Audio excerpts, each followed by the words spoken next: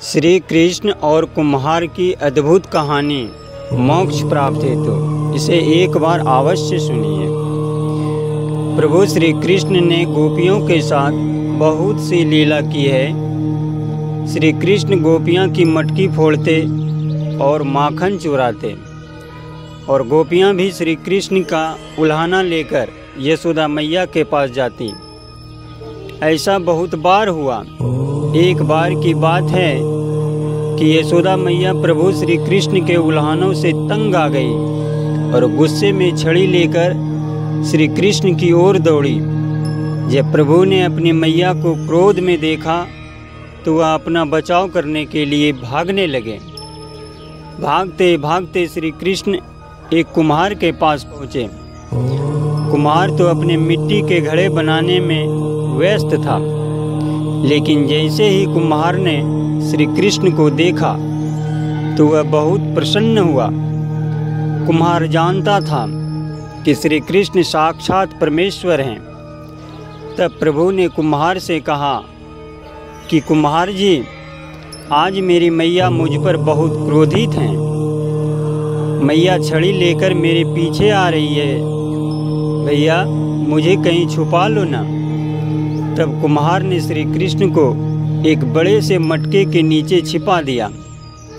कुछ ही क्षणों में मैया यशोदा भी वहां आ गई और कुम्हार से पूछने लगी, क्यों रे कुमार, तूने मेरे कन्हैया को कहीं देखा है क्या? कुम्हार ने कह दिया, नहीं मैया, मैंने कन्हैया को नहीं देखा। श्री कृष्ण यह सब बातें बड़े से घड़े के नीचे छुपकर सुन रहे थे।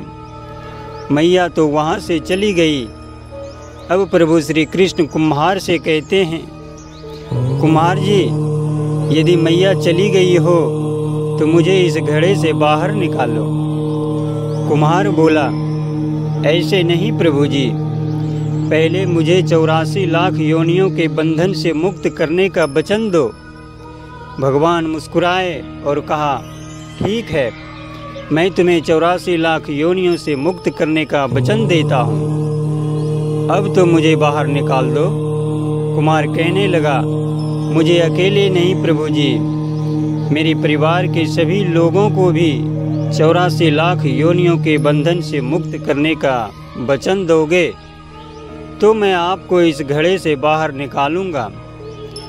प्रभु जी कहते हैं, चलो ठीक है, उनको भी 84 लाख योनियों के बंधन से मुक्त होने का मैं वचन देता हूँ। अब तो मुझे घड़े से बाहर निकाल दो।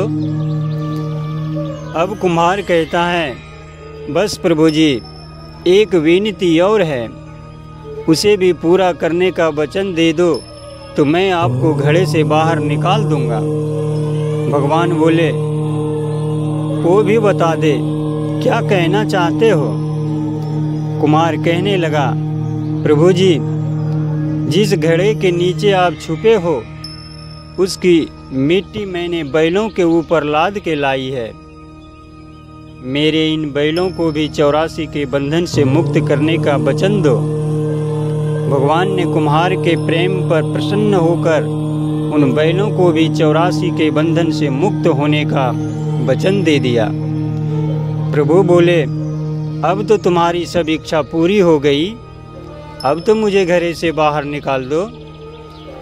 तब कुम्हार कहता है, अभी नहीं भगवान, बस एक अंतिम इच्छा और है, उसे भी पूरा कर दीजिए। और वह इच्छा यह है कि जो भी प्राणी हम दोनों के बीच के इस संवाद को सुनेगा उसे भी आप 84 लाख योनियों के बंधन से मुक्त करोगे। बस यह वचन दे दो तो मैं आपको इस घड़े से बाहर निकाल दूंगा।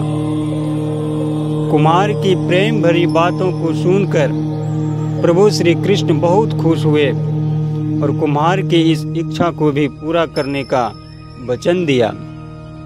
फिर कुम्हार ने बाल श्री कृष्ण को घड़े से बाहर निकाल दिया, उनके चरणों में साष्टांग प्रणाम किया, प्रभु जी के चरण धोए और चरणामृत लिया।